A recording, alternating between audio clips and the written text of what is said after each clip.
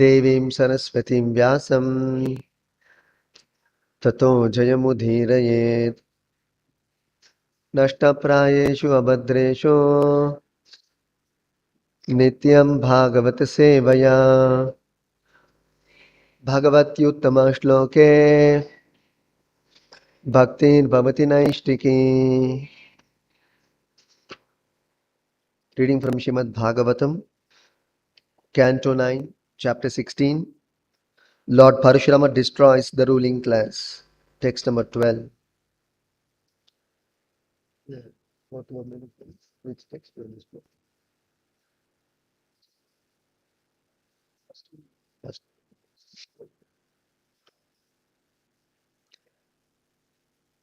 याच्यमानाः कृपणया याच्यमाना कृपणया राममात्रा अतिदारुणाः राममात्रातिदारुणाः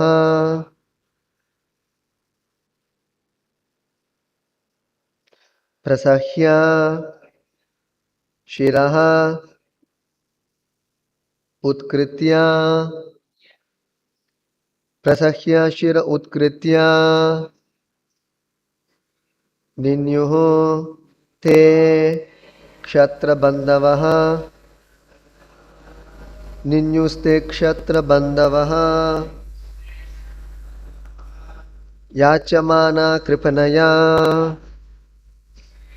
राममात्रादिदारुणः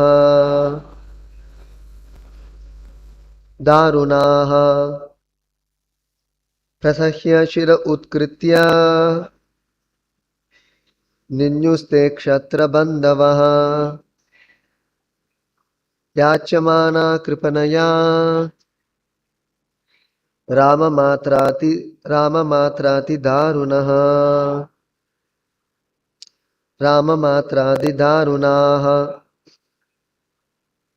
प्रसह्य शिर उत्कृत्य निन्युस्ते क्षत्रबन्धवः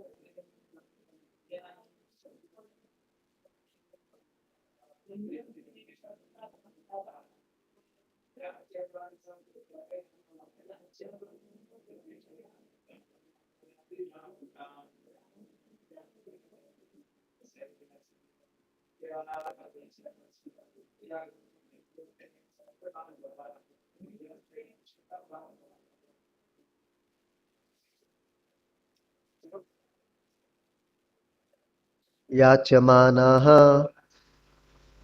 being begged for the life of her husband Kripanaya by the poor unprotected woman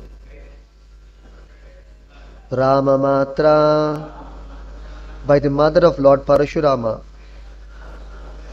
Atidarunaha very cruel Prasahya by force Shiraha the head of Jamadagni Utkritya having separated Ninyuhu took away Te the sons of Kartivirya Arjuna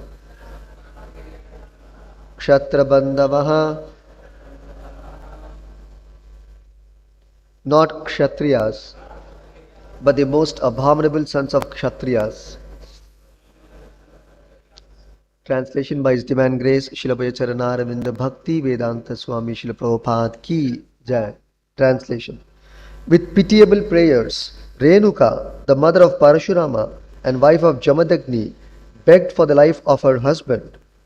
But the sons of Kartivirya Arjuna, being devoid of the qualities of Kshatriyas, were so cruel that despite her prayers, they forcibly cut off his head and took it away. Can I repeat the translation? With pitiable prayers, Renuka, the mother of Parashurama and wife of Jamadagni, begged for the life of her husband. But the sons of Kartivirya Arjuna, being devoid of the qualities of Kshatriyas, were so cruel that despite her prayers, they forcibly cut off his head and took it away. Text 13. I'll read some more texts. Renuka dukkam shokarta nignantyatmanam atmana rama rameti tateti vichukroshochakai sati. Lamenting in grief for the death of her husband, the most chaste Renuka struck her own body with her hands and cried very loudly, "O Rama, my dear son Rama."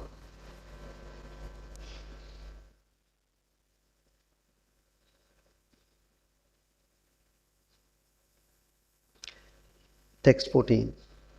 Tat upashrutya durastha haramet ramet artavat swanam tvarayashramam asadya dadrusho pitaram hatam. Although the sons of Jamadagni, including Lord Parashurama, were a long distance from home, as soon as they heard Renuka loudly crying, calling, "O Rama, O my son," they hastily returned to the ashrama, where they saw their father already killed. Te dukkha roshamarshārti shoka vega vimohitaha hatata sadho dharmishta tyaktva swargato bhavan. Virtually bewildered by grief, anger, indignation, affliction and lamentation, the sons of Jamadagni cried, "O father, most religious saintly person, you have left us and gone to the heavenly planets." Text 16.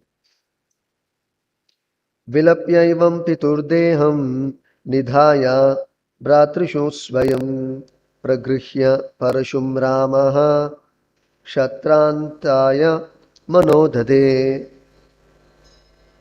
Thus lamenting, Lord Parashurama entrusted his father's dead body to his brothers and personally took up his axe, having decided to put an end to all the Kshatriyas on the surface of the world. Text 17. Gatva mahishmatim ramo brahmagna vihatashriyam tesham sa shirshabhirajan madhye chakre mahagirim. O king, Lord Parashurama then went to Mahishmati, which was already doomed by the sinful killing of a Brahmana. In the midst of that city, he made a mountain of heads severed from the bodies of the sons of Kartavirya Arjuna. Texts 18 and 19. Tadraktena nadhim ghoram abhrahmanya bhayavaham hetum kritva pitrvadham kshattre mangala karini tri sapta kritva prithivim kritva nikshatriyam prabhu samanta panchake chakre shonitodhan hradan nava. Translation and purport by His Divine Grace Srila Bhagavatam Bhakti Vedanta Swami Srila Prabhupada Ki Jai. Translation. With the blood of the bodies of these sons, Lord Parashurama created a ghastly river which brought great fear to the kings who had no respect for Brahminical culture. Because the Kshatriyas, the men of power in government, were performing sinful activities, Lord Parashurama, on the plea of retaliating for the murder of his father, rid all the Kshatriyas from the face of the earth 21 times. Indeed, in the place known as Samanta Panchaka, he created 9 lakes filled with their blood. Purport. Parashurama is the supreme personality of Godhead, and his eternal mission is Paritranaya Sadhunam Vinashaya Chadushkritam, to protect the devotees and annihilate the miscreants. To kill all the sinful men is one among the tasks of the incarnation of Godhead. Lord Parashurama killed all the Kshatriyas 21 times consecutively because they were disobedient to the Brahminical culture. That the Kshatriyas had killed his father was only a plea. The real fact is that because the Kshatriyas, the ruling class, had become polluted, their position was inauspicious. Brahminical culture is enjoined in the Shastra, especially in Bhagavad Gita. Chaturvarnyam maya srishtam guna karma vibhagashaha. According to the laws of nature, whether at the time of Parashurama or at the present, if the government becomes irresponsible and sinful, not caring for Brahminical culture, there will certainly be an incarnation of God like Parashurama to create a devastation by fire, famine, pestilence, or some other calamity. Whenever the government disrespects the supremacy of the personality of Godhead and fails to protect the institution of Varnashrama Dharma, it will certainly have to face such catastrophes as formerly brought about by Lord Parashurama. Thus ends the Bhaktivedanta purport and translations to Canto 9, Chapter 16, texts 12 through 19. मम ज्ञानतिमिरान्धस्य ज्ञानाञ्जनशलाकया चक्षुरुन्मीलितं येन तस्मै श्रीगुरवे नमः। नमो ॐ विष्णुपादाय कृष्णपृष्ठाय भूतले श्रीमते भक्तिवेदान्तस्वामिनिति नामिने। नमस्ते सारस्वते देवे गौरवाणि प्रचारिणे निर्विशेषशून्यवादी पाश्चात्यदेशतारिणे। जय श्री कृष्ण चैतन्य प्रभु नित्यानंद श्री अद्वैत गदाधर श्रीवासदि गौर भक्त वृंद। हरे कृष्णा कृष्ण कृष्ण हरे हरे, हरे Ram Ram Ram Hare Hare.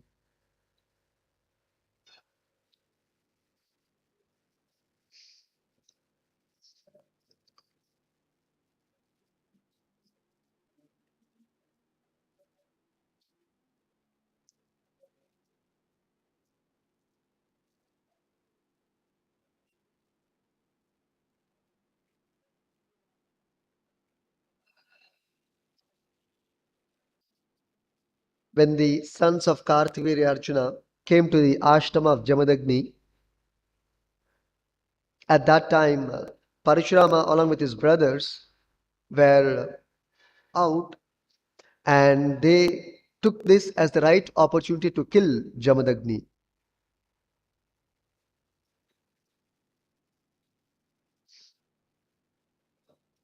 And also Jamadagni was absorbed in the thoughts of the Lord, and therefore his eyes were closed. So they took this as the right opportune moment to kill him. Jamadagni's wife and mother of Parashurama, by name Renuka, she was present with Jamadagni, and therefore Yachamana Kripanaya. Yachamana means to beg. Kripanaya, the poor, unprotected woman, with pitiable prayers. She actually appealed to the sons of Kartivirya Arjuna for the life of her husband. But uh, they were very sinful, and they didn't possess the qualities of Kshatriyas. Therefore, it's referred uh, Kshatra Bandavaha, devoid of the qualities of Kshatriyas. Hmm? So, because the Kshatriya will not kill somebody who is doing prayer, somebody who is sleeping, just like Ashwatthama. He killed the sleeping sons of Pandavas. First of all, they were sons. They were small children, not to be killed, as per the Kshatriya Dharma. He killed the children. And secondly, they were sleeping. That's even more heinous to kill somebody when they're sleeping. It is very unbecoming of a Kshatriya.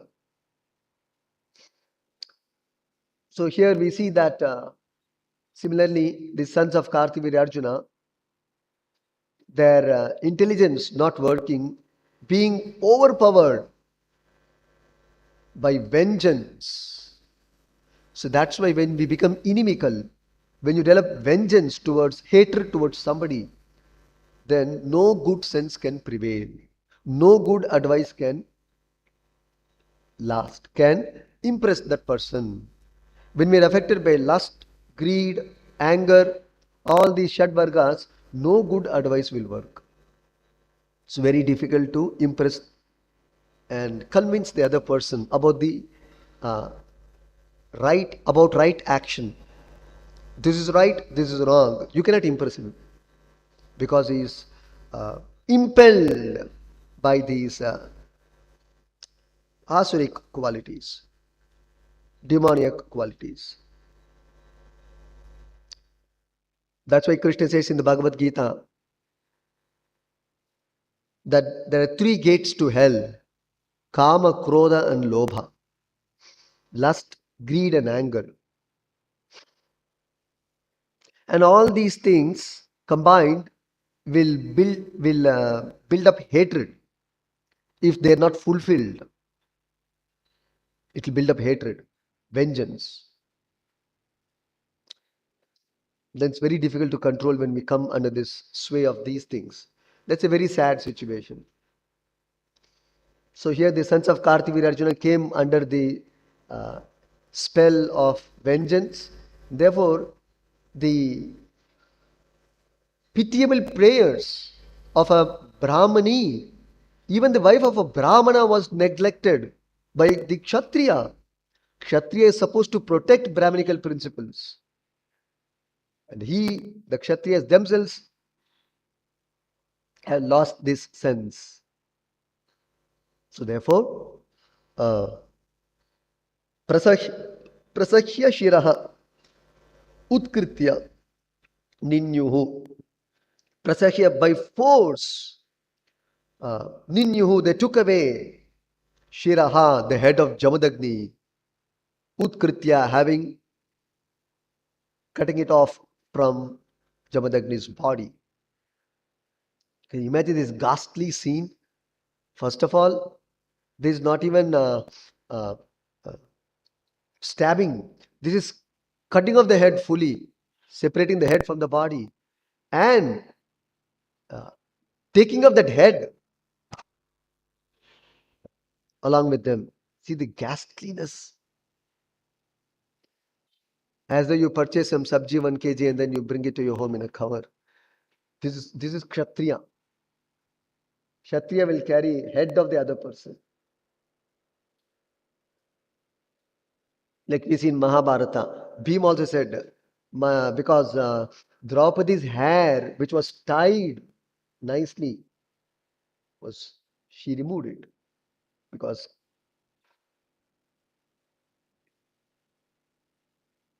it was this chaste woman's hair was touched by Karna, Dushasana.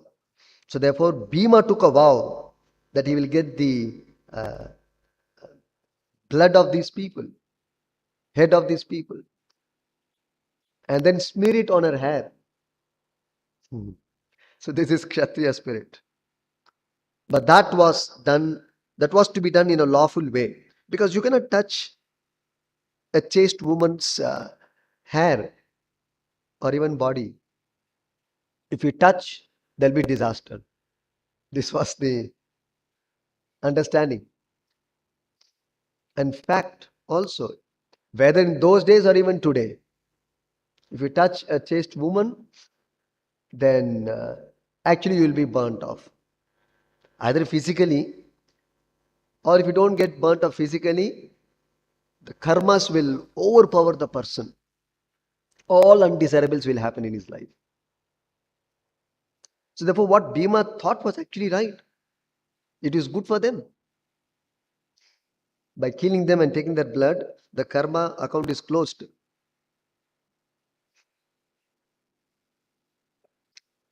But that was justified because the Kauravas were attempting to, disrobe her. They wanted to, they untied her hair. All these things happened. But here it is different case. He is a good standing Brahmana. Why are they killing him? So that is why.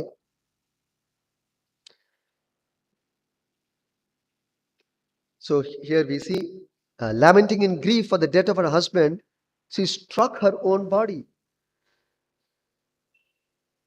Dukkha shoka artha, being very much aggrieved for the loss of her husband. Nignanti atmanam atmana, she struck her own body. Nignanti struck atmanam atmana, her own body, herself. Rama Rameti, and she called out in a pitiable way. O Rama Parashurama, O Rama Parashurama. Tata iti, Tata. Oh dear son, Tata means one who is very dear. So when in our language also we say Tata, we say. Actually means very dear. That's the fact, no? More than father, generally grandfather is more dear. So this is a Sanskrit word. Tata iti. Oh dear son. Hmm? Tateti. So she began to cry very loudly.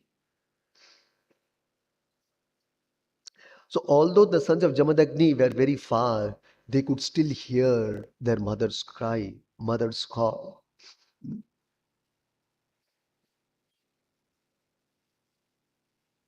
So these are all mystical powers. How the mother's call can reach the son, although very, very far away.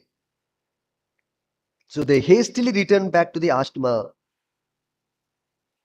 Tvaraya, Tvaraya, ashramam asadya. They came back to the ashrama very hastily. Dadrushuhu pitaram hatam, and they saw their father being killed.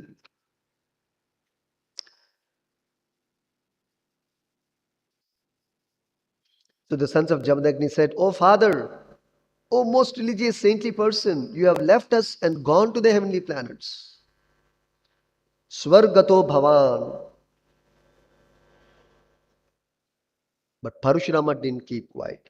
Parashurama entrusted his father's dead body to his brothers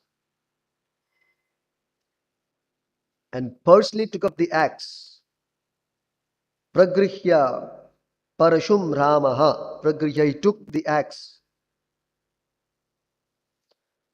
Kshatra Antaya Manodade. He made up his mind to Kshatra Antaya, to put an end to the Kshatriyas once and for all. So, making up his mind in this way, Gatva Mahishmatim Ramaha. Lord Parashurama Gatva left to Mahishmati, to the place called, city called Mahishmati. Brahmagna Vihata Shriyam. This city was already doomed by Brahmagna Vihitam Shriyam, by the killing of a Brahmana. Brahmagna, Bha means killing, Brahmagna, by the killing of a Brahmana, the city was already doomed. Imagine if one person does sinful activity, especially a king, the entire city will be ruined. Not just he. That is the position of the king. If he does good, the entire city will be blessed with that pious credits. If it does papa karma, entire city will be deserted or doomed. So, Tesham sa Shirashabhi Rajan, O king, describing Shukadeva Goswami describing Parikshit Maharaj, O king, Rajan, Tesham sa shirabihi, Shirshabihi, by the Tesham, by whose the Shirashabihi, by the heads of whose heads? Tesham, the sons of Kartivirya Arjuna. Madhye Chakre Mahagirim. He severed the heads of the sons of Kartivirya Arjuna. Who severed? Parashurama. So Parashurama cut off the heads of all the sons of Kartivirya Arjuna, and in the middle of the city, Madhye Chakre Mahagirim, he made a mountain of heads. This is Kshatriya. Tadraktena Nadim Ghoram, with the blood of the dead bodies of the sons of Kartivirya Arjuna, Nadhim, he created rivers. Ghoram, this is indeed very fierce to look at. Abhrahmanya Baya Avaham. This certainly caused fear to every other king. Which kind of king? Abhrahmanya, those who were not respectful to Brahminical culture. Only they were afraid. Not the Brahminical kings. Brahminical kings means those who support Brahminical life or the life of Varnashrama Dharma. So that's why here the word is used, Abhrahmanya. Those who were against Brahminical culture, didn't have respect for Brahminical culture, they were afraid. Same thing we see in Narasimha Leela also. Prahalad was not afraid of the Ghora Rupa of Narasimha. Same thing we see in Mahabharata. When the conch shells were blown on the side of Bhishma, Duryodhan, there was no experience of fear or shattering of heart from the Pandavas side. Neither the Pandavas nor anyone from the Pandavas. But when the Pandavas blew their conch shell, it shattered the hearts of the Kauravas, beginning from Duryodhana.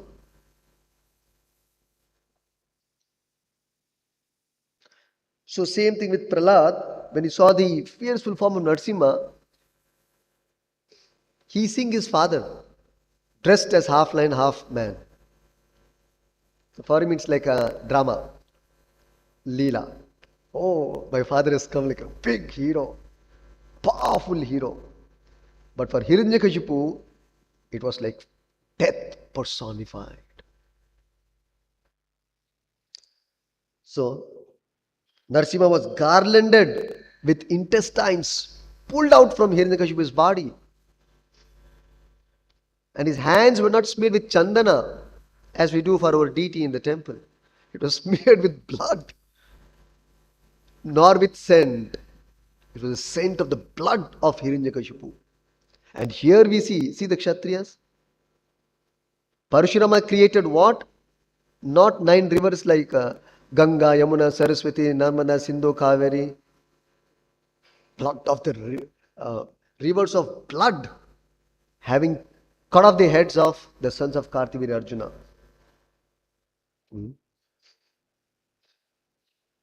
And he did this Tri Sapta Kritva Prithvim. He began with killing the sons of Kartivirya Arjuna. He continued it to killing all the godless Kshatriyas from the surface of the globe 7 times into 3. 21 times. So Prabhupada explains, actually, that the Kshatriyas, the sons of Kartivirya Arjuna, that the Kshatriyas had killed his father was only a plea. So Jamadagni was killed was only a plea. Why Parashurama killed the sons of Kartivirya Arjuna? The actual reason is, the real fact is that because the Kshatriyas, the ruling class, had become polluted, their position was inauspicious. What was that pollution? The pollution is they disrespected Brahminical culture. They disregarded Varnashrama Dharma. They didn't care for Brahminical standards, Brahminical culture, and therefore, uh, at that point of time, on the surface of the globe, there had been many Kshatriyas across the surface of the globe who became sinful, godless, atheistic. So Parashurama, in the plea of his father being killed, actually he rid the entire earth of godless Kshatriyas.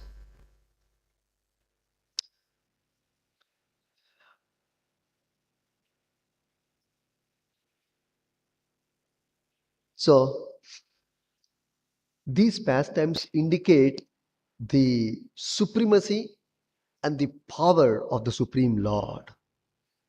You can see nothing can stand in front of God. If the Lord makes up his mind,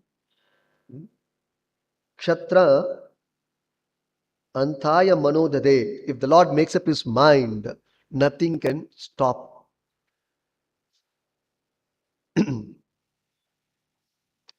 We also see uh, here in the last chapter, 15th chapter, text number 30, describe how many people Parashurama, how many fighters Parashurama killed at the first go. First go, not complete list. At the first go, Kartvirya Arjuna's sons brought 17 Akshauhinis to kill Parashurama. Parashurama single-handedly, with only one axe, and all alone, killed all of them with his axe.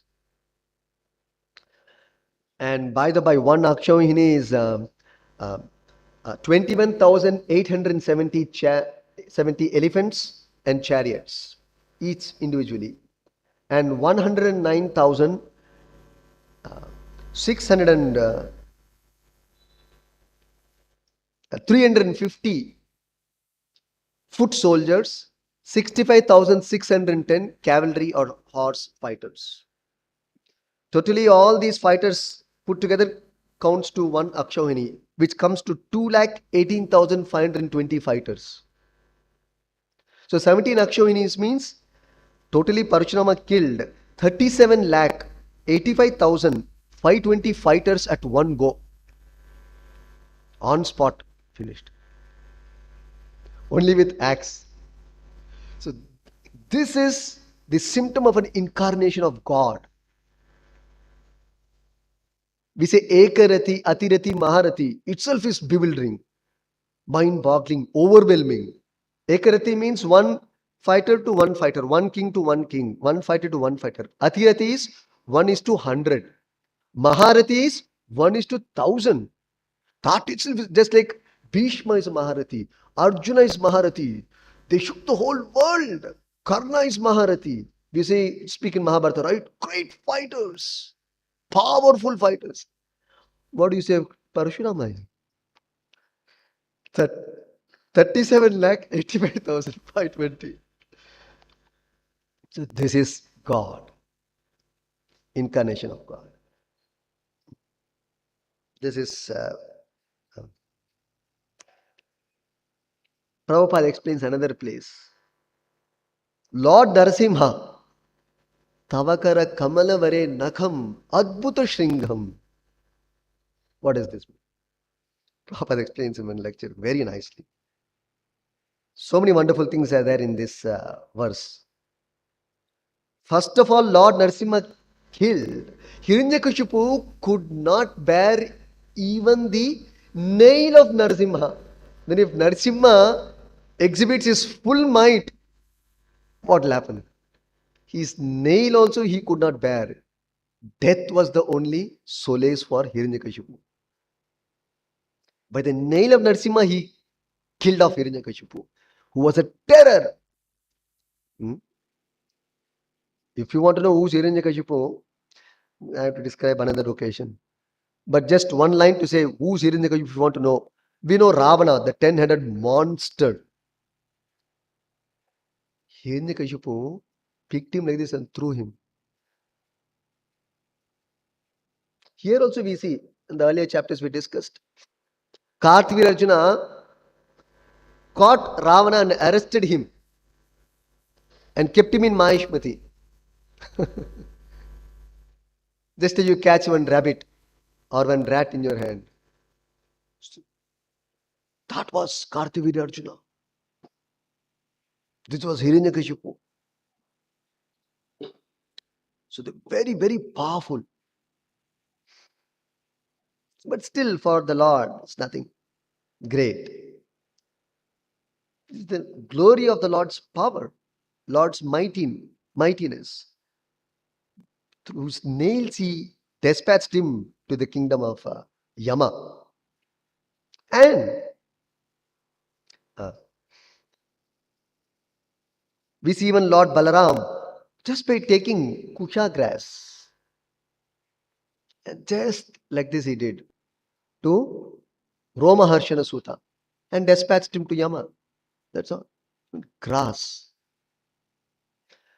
So, anyway, so therefore these pastimes indicate that what is an incarnation and the power of an incarnation, the glory of an incarnation. And even these things don't constitute the complete glory of the incarnation of the Lord. Only a small display of the Lord's power. That's all. Actually, the Lord even, Parashurama need not even have taken all the trouble to, fight with axe. He can even accomplish it by his sankalpa. But still, that is his leela. That's point number one. Point number two, the idea of the Lord's killing has to be understood.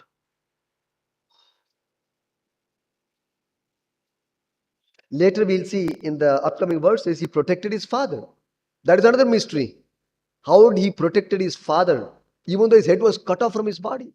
Still he brought back life. This is another power of the incarnation of God. That we'll see in the next verses. So, somebody is protecting, somebody is killing. Does the Lord has friends and enemies? No. The Lord acts with equal glory either by killing or by giving protection. He acts with equal glory. Because the Lord is absolute, the Lord is all good. We say, even common people say God is all good. So how is he all good? Even by killing? So that is, we will try to understand little now. Because the Lord's killing is also good for the asuras. And the Lord's protection is anyway good. So in the Bhagavad Gita, 16 chapter text number 6, Lord Krishna says, Dvau bhuta sargo lokesmin daiva asura evacha. There are two kinds of living beings in this world. One is called sura, the other is called asura. One category of people are endowed, blessed with divine qualities, godly qualities, and the other section of the people or population are endowed with demoniac qualities. So some have godly qualities, some have demonic qualities. So two kinds of people are there in this world. Always. Those days or now or even future. You can always see that. So some people are born with godly qualities, some people are born with demonic qualities.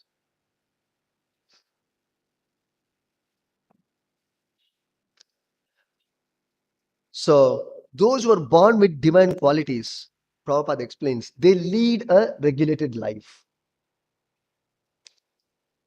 That is to say, what is regulated life? They abide by the scriptural directions.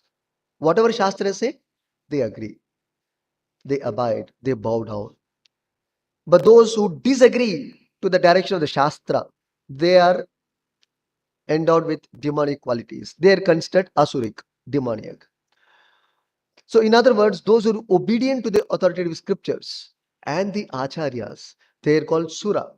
Those who are disobedient to the acharya and the shastra, they are called demoniac. Prabhupada explains the purport in that verse. There is no other criterion but obedience to the regulative principles of scriptures which qualifies one to be divine. Otherwise, the Shastras explain the Suras and the Asuras both are coming from Prajapati only, sons of the same Prajapati, but their mentalities are different. Pravritim cha nivritim cha janana vidur asura. So in the next verse, 16 chapter 7th verse, Krishna says, what is the difference between these asuras and suras? Pravritim cha nivritim cha janana vidur asura. What is to be done, what is not to be done, they don't know the difference. Nor they bother to consider before acting. Am I doing the right thing? Am I doing the wrong thing? They don't even bother to consider. That is asura. Sura means he considers, am I doing the right thing? Am I doing the wrong thing? Is this okay? Is this not okay? He takes guidance from the acharyas, from the shastras, and uh, is very cautious in his act. Na shaucham napi chacharo. Then further Krishna says there is no cleanliness in them, no good behavior, nothing can be found in these asuras. Na satyam teshu vidyate, nor any truth is found in the asuras. So you can see these qualities in the sons of Kartivirya Arjuna. What to do, what not to do, they not bothered. They were whimsical. They were just driven by vengeance, hatred. That's all. Wanted to kill Jamadagni somehow. So actually we see even all of us are children of God.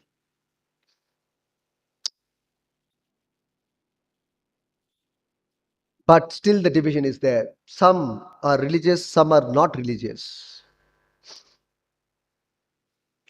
So sometimes we see therefore the uh, response in every individual's life is also different based on his deeds. But if we understand God is all good, whatever comes is the mercy and grace of God. If you take it like that, then you will become qualified to become liberated. This is what Bhagavatam says. How do we appreciate this? If something wrong is happening to me, something bad is happening to me, how can I still take everything is good for me? That's why uh, Srila Prabhupada explains in one place, just like a father may have two sons or two children, and one may be very good son, the other may be a bad son. One is obedient, one is disobedient. See, this obedient son, the parents will fondle very nicely. They will, they may even kiss him. But this disobedient son, they may use harsh words. They may not speak sweetly with him. They may even chastise him. So other son may feel bad. Now, as far as the parents are concerned, the same care and love they are showing to both the sons, but displayed in a different way. Apparently, they're fondling one son, chastising another son, apparently. But actually, both with the same love, care, and affection. This has to be noted. Why? Because the other son who is disobedient, if he continues in this way, he will be put into great trouble by his karma. Yeah, Krishna Balaram Gondita. So therefore, that chastisement is good for him, so that he'll come to the proper course of action. So therefore, exactly like this, the parents are neutral. They're still showing the same love, although exhibited differently.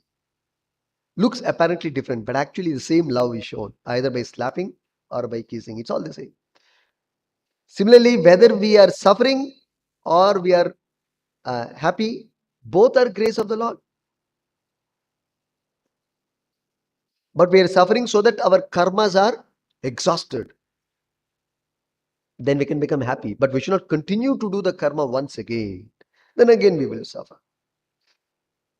So that's the second point. So the Lord is equal either in his blessings or in his uh, uh, chastisement. Then the third point is, it's actually, even though some are getting killed, as we see here in this case, the sons of Karthi and Arjuna were killed, and all the Kshatriyas were killed by the Lord. It's a great blessing to be killed by the Lord's hand, because you could have, you could die anyhow, even by heart attack, by earthquake, by kala, by laws of nature, nature's arrangement. In natural course, you may die also by flood. Then there is no pious credit to your account. That's your natural, normal death. But by the Lord's killing, actually they're getting liberation. So it's actually a great blessing to be killed by the Lord's own hands. So although it apparently looks to be that they're killed, actually it's a great favor the Lord has shown upon the sons of Karthi Arjuna. Even though they had been demoniac, how much kind the Lord is. Actually, he is showing more kindness to these asuras than the devotees. He's giving them liberation. The fourth point is, actually their death is so glorious that they made a place in the pages of Srimad Bhagavatam. So many people are dying, right? They're not being recorded here. Their names are not recorded here. And these were so demoniac, still they've come onto the pages of Bhagavatam. How much mercy more Parashurama can show? If all these things dawn in their head, they will have become devotees actually. So, so the fifth point is, that's why Bhagavatam says, just Krishna is so wonderful that either devotees or demons, either way they are blessed by the Lord if they somehow come in contact with the Lord. The only difference will be, just because somebody is a devotee, he may be um, uh, uh, taken into the pastimes of the Lord. But somebody who is a non-devotee or an asura, he may get impersonal liberation. That's the only difference. But spiritually, both will be liberated. This is one of the super excellent qualities of Krishna, as highlighted by Shukadeva Goswami to Parikshit Maharaj in the last chapter of the 10th canto of Bhagavatam, 90th chapter. So where Shukadeva Goswami highlights 5 super excellent qualities of Krishna, in that one of them is this. One of them is this. What is that? That Krishna is so kind, you cannot think of kindness more than this. That even one was, even the demons, asuras, and even those who attempt to kill God, Krishna will liberate them. He liberated Kamsa. Here also we see Parashurama liberating the sons of Karthi Arjuna. So it's always a blessing. This is one of the super excellent quality of Krishna. The 4 other super excellent qualities are there. We may discuss another time. So therefore, uh, Krishna is all auspicious. God is all auspicious. So that is why Narada Muni has told Yudhishthira Maharaj, somehow or other, one should uh, arrange his life in such a way that his entire attention is on Krishna alone. So the last point I will close here. It's a very interesting point Narada Muni makes in the 7th canto in his instructions to, in his reply to Yudhishthira Maharaj. 7th canto, 1st chapter says, the Lord, Supreme Lord is equal to everyone. It's a beautiful chapter. So in convincing Yudhishthira how the Lord is equal to everyone, he describes one very, very powerful, interesting point. He gives the example of a grass worm. A grass worm, when it is confined in a small hole in a wall, it is uh, uh, sometimes a grass worm cannot come out of that hole in the wall because a bee is hovering there to catch that grass worm and eat it. So grass worm is confined, that is stuck up in the hole of the wall. So it's always meditating on that bee out of fear. So thinking of the bee in fear. Next life he becomes the bee. He becomes a bee. Similarly, that was just because of smaranam, remembrance. For a gas worm, it is possible to become a bee just by smaranam. Then how much it is for a human being or anyone if they can do smaranam on Krishna? Not that you become Krishna next life, so you'll become Krishna's great devotee. You'll achieve liberation. Similarly, the conditioned souls somehow or other think of Krishna, who is Sachidananda Vigraha. All his sins will be eradicated, and he will attain his spiritual status in the spiritual world. And Nardmuni goes on to say, somehow or other, even as an enemy of the Lord, also you can think. For the conditioned soul, somehow or other, you should think of the Lord. Of course, it is desirable to think of the Lord favorably. That is higher quality of devotion. But still, bhakti is so glorious. That is why there cannot be more glorious than life of a bhakta, than the process of bhakti incomparable to any other yoga system. This is the central point. What is that? Only in bhakti yoga. This is the glory of bhakti. What is that? Even as an enemy, you can think of the Lord and become liberated. Enter the spiritual dimension. What to speak of a devotee? So therefore, Nardmuni is saying, somehow or other, tasmat kena upayena mana Krishna niveshayet. Somehow or other, fix your mind on Krishna, is the conclusion of Bhagavatam. We'll stop here. Grantha Srimad Bhagavatam ki jai. Prabhupada ki jai.